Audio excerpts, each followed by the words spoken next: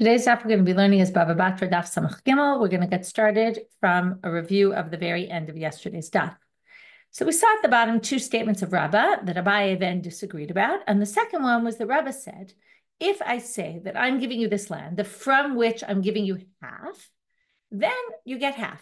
And if I say from which I'm cutting a piece for you, then you get a piece, which is the minimum size of a field, which is a place where you can plant 9 kav of seeds.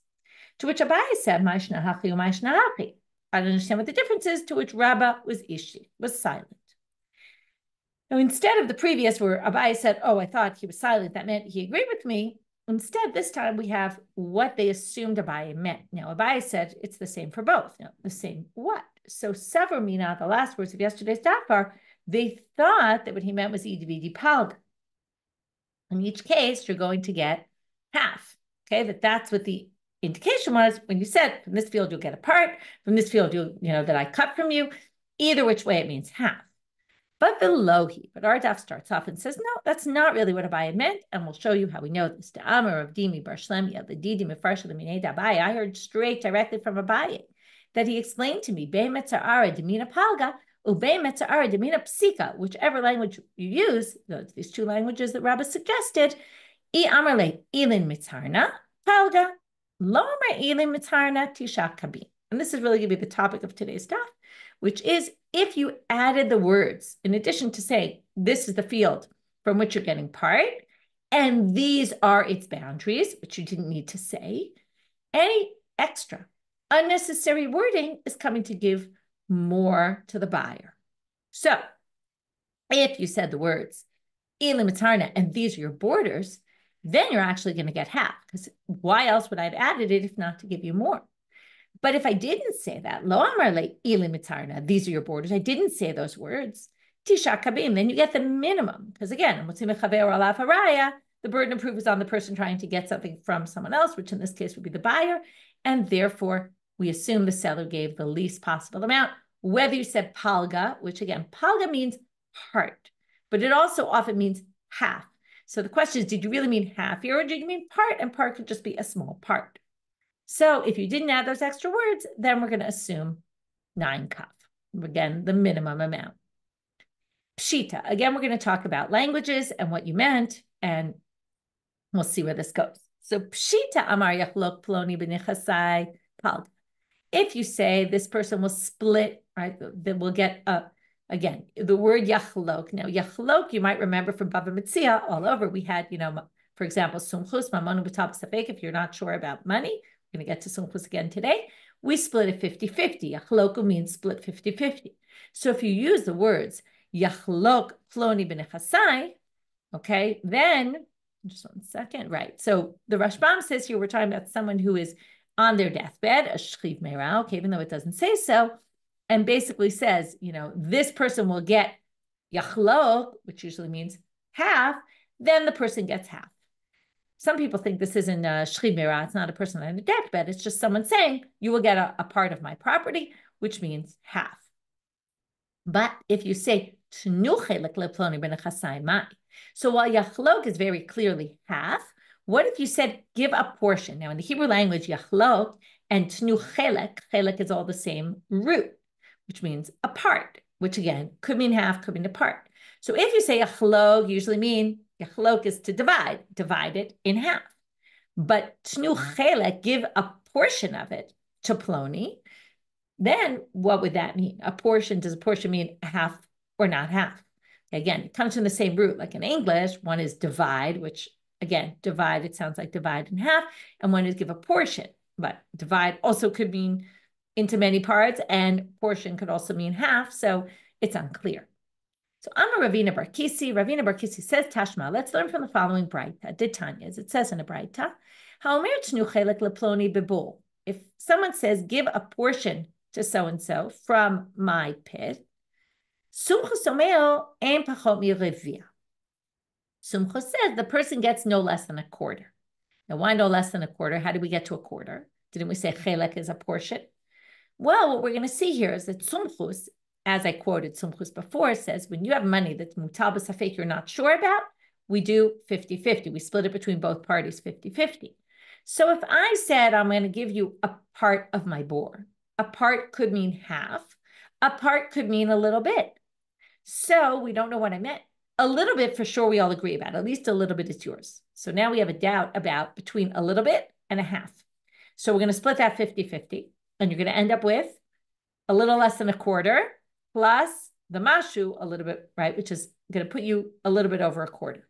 So therefore, we say, the halacha Sumcha says you don't get any less than a quarter. Okay, I at least meant a quarter. Okay, so basically we're going to say, again, maybe I meant a mashu, or maybe I meant a half, but since we're not sure where it is on the scale, we're going to put it right in the middle at a quarter, or a little more than a quarter, because again, it's a mashu plus the half of what's in between a quarter and a half. So you're going to end up with around a quarter. Let's say, and this Braita continues. Now, already we have an answer to our question, because what's the answer? If you said tnu chelek, which is what it says in this Braita, chelek means maybe half, maybe a little bit. We don't know. So we give you what's in the middle. You only get a quarter. And that's what we're going to say the answer is. But now we're going to continue with this Braita with many, many similar cases. And it's going to be kind of like a mathematical formula. Lechavit, if you say give someone a portion from my bore for a barrel to fill a barrel, now half a pit's worth fills a barrel. So if half fills a barrel and I said give you a portion of that, then either I meant half of that, which is a quarter, or I meant a little bit.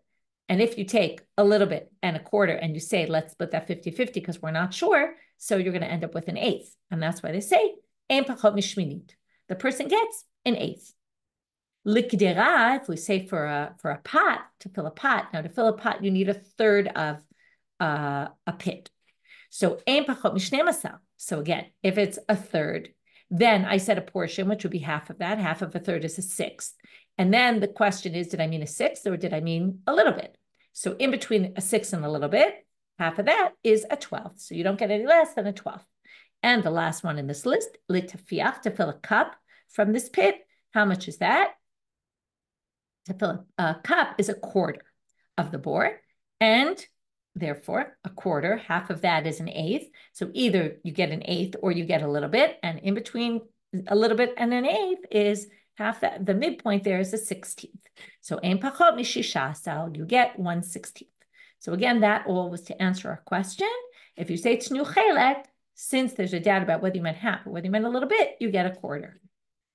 Tanu Rabbanan. Now we get to a different case where again, you're going to see that there's an additional, okay, everything today is about using words that are not necessary, okay, like ilim mitarna, or again, we kind of got back to words that are not clear what we do with them. So now we're going to go back to really kind of adding words. And the fact that by adding words, what you're really saying in the end is something additional. Tanu Rabbanan, or, okay, we'll see. Or something, we'll see, it's not exactly necessarily something additional, but you meant something else, maybe not really exactly what you said, but something a little different. Ben Levi, shemachal sadeh Yisrael. So let's say I'm the daughter of a Levite, and I sold you a field. But I said to you, Al menat shema'asil rishon sheli. I said, I'm selling this to you, and under the condition that any ma'aser rishon you have from this field, when you go to give the tithes to the Levites, you're going to give that portion for the Levites to me. So if you said that, ma'aser rishon shelo, I get, if I said that, and that was the stipulation of my sale to you, I'm basically leaving over the rights to the ma'aser rishon. So that means you have to give me all your ma'aser rishon, as long as I live. V'imamar lo, imamar li ulibanai, if I said for me and my children after me, then mate yitain lebanav, then you're going to have to commit to giving my children as well, even once I die. V'imamar lo, kozman shasadezo biyadcha, if I say, as long as you have this field, you have to give me the ma'aser rishon, then obviously it means if you sold it to someone, they don't have to give it to me anymore. But more than that, mechara v'chazaru lekacha, you sold it to someone and then bought it back from them, then ein lo alav klum. I can't get anything from you anymore because your rights to that field now come from the new buyer. And that new buyer had no commitment to me, so the commitment is broken. But what's really going to interest us is this next question. And this is going to lead us into a whole nother sugya, which is, amai, why? How could this possibly work? Now, you might not be thinking about this, but I sold you a field and I kept what? The rights to the tithes of your produce in the future. Now, you might remember we've learned, you can't give me rights to something, or I can't give you, right? I'm basically holding back rights for myself. That's not in existence. So you can't promise to give me future Maaser Rishon when it's not in existence in this world. So how could this even be a valid statement? Theoretically, the whole field should be sold to you. To which the Gemara answers, and here we get to our key point of what our topic is for today's daf, which is I said something which actually can't really hold true, because I don't really have the capability to keep the Maaser Rishon rights, privileges to myself. Okay, I can't, it's something that doesn't exist in this world. Well, but since I said it, I must have meant something that could actually work. Therefore, what I must have really done is kept for myself part of the land. In other words, what it basically says, I'm not really selling you the entire land. And I'm going to take some of the produce that grows off this land. What is that going to be? The Maaser Rishon produce. So basically, since I said something that doesn't really make any sense, that can't legally be effective, it must be coming to mean something else that could be effective. We assume I made a statement that's effective. So if I made a statement that's effective or a stipulation that's effective, it must mean that I kept over some of the land. And that's why you in the end have to give me all the tithes, because I, in theory, kept some of the land for myself, and whatever grows there is mine. It doesn't really work that way technically, because it's not like what grows in this one spot. It just means that I kept rights, some sort of rights to the land itself. And the land is in existence, so I can do that. And then from that land, you have to give me the tithes. Now, that's going to lead us to the statement of Rish Lakish. We're going to have a bit of an issue understanding. So Amar Rish Lakish, Zot Omeret. Here are the big words. Rish Lakish says, from this source, we're going to be able to explain or infer. We can learn, we can apply it, like copy paste. We can apply it to some other situation. What situation is that? Hamocher bayit lechavero va'amar lo al menat shedyutah ha'elyona sheli, dyutah ha'elyona shelo. If I sold you a house and I said, under the stipulation that the upper level will remain mine. Now, do you remember the Mishnah? If you sell a house, it doesn't include the roof. So this statement is theoretically totally unnecessary. So why did I say it if it's totally unnecessary? Well, it must be that I'm getting something else out of it. So what does Rish Lakish say? If I said something that really has no meaning, because anyway, the roof is mine, well then,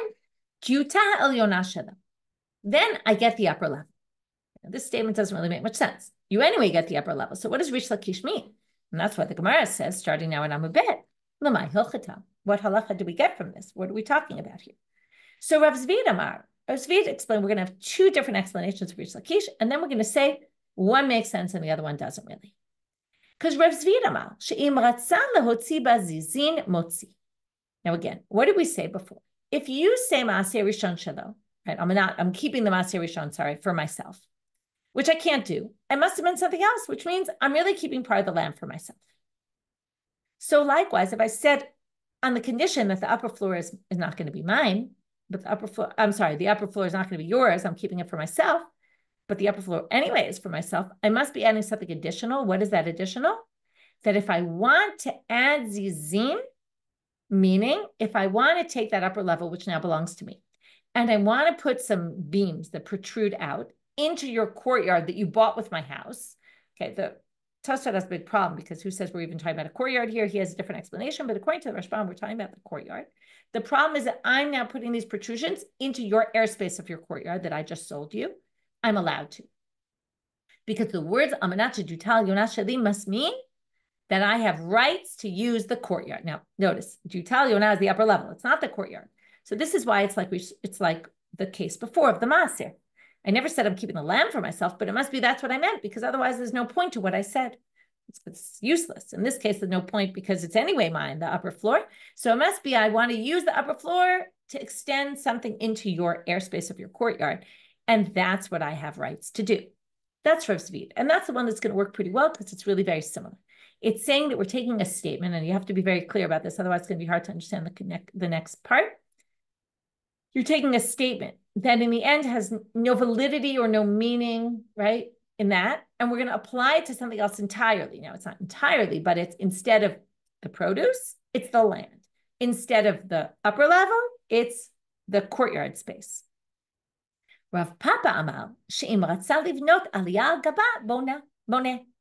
Rav Papa says what it means is, and this is the way the Rashbam understands it, is that if it fell, it's missing some key words here, but the Rashbam says if I say I'm selling you a house and it has an upper level, the roof, let's say, the roof stays mine. That's not part of the sale. But if the roof collapses and there's no upper level anymore, I have no more building rights. Okay, that's a fact. I only get the roof, not the rights to build there. But if I added the words Amanat Jutal Yonah Sheli, and right that I'm going to keep the upper level, then what I'm gaining here is building rights for the upper level. Okay, so the Gemara now says, and you could already maybe try to think about why this is not really like Rish Lakish's, because Bishlam ala Rav Zvid, Hainu Tekatani, Zotomerid. If you say Rav Zvid, then it makes sense, because again, we're taking something, you were talking about one thing, you really meant something else entirely. But Ela Rav Papa, my Zotomerid, according to Rav Papa, what you're really saying is right, the upper level, and you're still gaining rights to the upper level. It's an extension of it's not like Rish Lakish, and in fact, the Rashbam says what the real question is here is why did Rish Lakish say we can learn from that Braita about the Levi? It should have been derived from a Mishnah, which would always better off deriving things from a Mishnah, because, for example, okay, the next Mishnah says, if you look on Samach Dalid, which we're going to get to anyway later, like in the next part of the daf, so let's learn through the Mishnah. Lo tabor v'lo tadut. If I sell you a house and I say not the bor and not the dut, afa pish katavlo umka v'ruma, even if, okay, sorry, I didn't say this right. If I sold you a house, it doesn't include the bor and the dut. Okay, a regular sale of a house doesn't include the pit. Even though I said the depths and the heights of the house, okay, what you mean by depths and heights is ability to dig and ability to build. Okay, but v'tzarich likach lo derech. Now, if I did buy the bor, okay, then I'd have to pay for a path. If I kept the bor for me, then, right, if I was not selling the bor, not the dut, then I keep it for myself, but I don't get a path that leads me to the bor. I'd have to pay for that. That's Rabbi Akiva. The rabbis say you don't need to pay for a path. Obviously, if I kept the bor and the dut, I obviously kept for myself a path. What, I'm going to have to now pay you to get to my bor? Okay, we talked about this a different time, but anyway, we're going to move on from that. Right now, that's not our point. Here comes the key line that the Rashbam uses to explain the issue with Rav Papa. That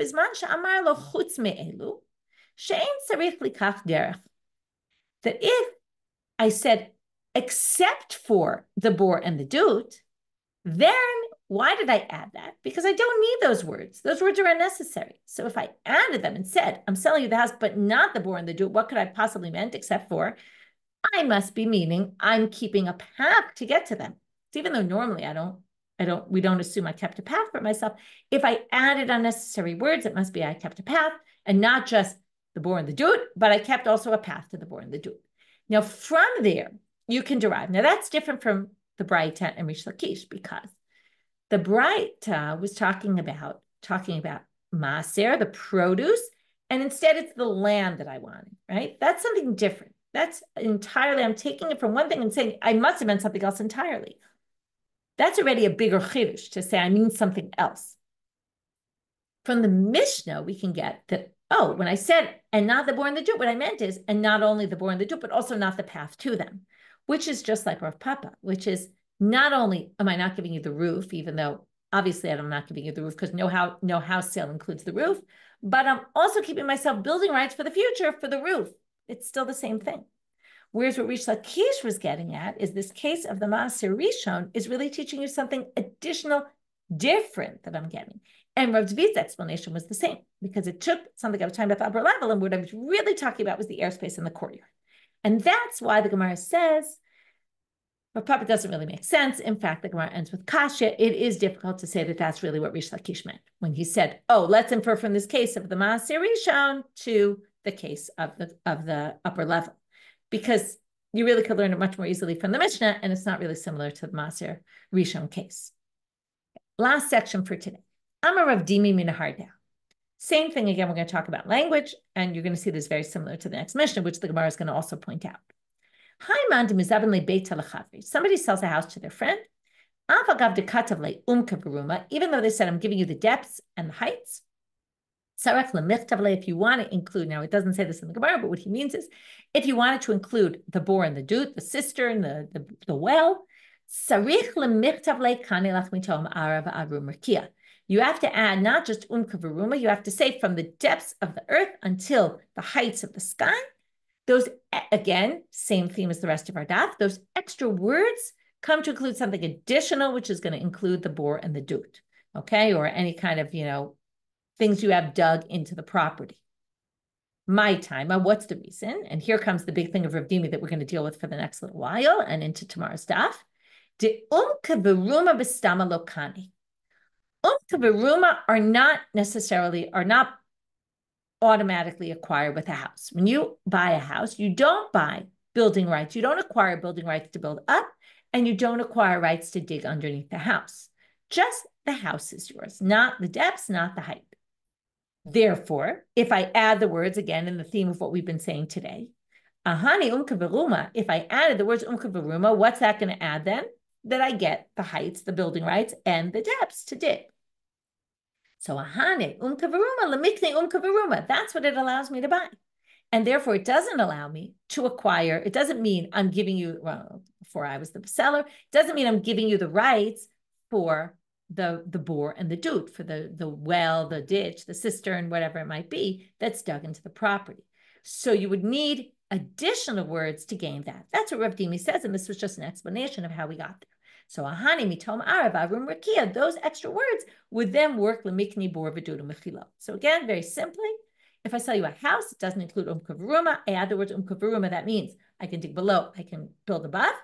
If I add even more words to the depths of the earth, to the heights of the sky, that must be including anything else on the property that's dug into the property, like a ditch, a well, that usually doesn't go with it. But the main point being that if I just say sale of a house, I didn't include the ability to dig under the house or the ability to build upward. Lema Meseale, why don't we say that the next Mishnah supports? And it really does sound like what the next Mishnah says, which is Lo tabor v'lo tadut. This we read already in Daf Samach Daled. Now we're going to see the Mishnah quoted here. Not the bor and not the dut, right? When you buy a house, you don't acquire the bor and the dut. Even though you wrote the depths and the heights, you still don't get the bor and the dut, because depths and heights is all coming to include depths and heights, ability to dig, ability to build up, but not the bor and the dut. Which means bistama, right? Now, isal gadat, now they're going to prove bistama, if you don't say anything, it doesn't include the umkavaruma. And that's why, right, it doesn't include the rights to dig, and it doesn't include the rights to build above. Right? Now we're going to say it the reverse, which is Isa Kadatach B'Samakani. If you think that you did it, right? If I just sell a house, it includes the rights to dig and build above.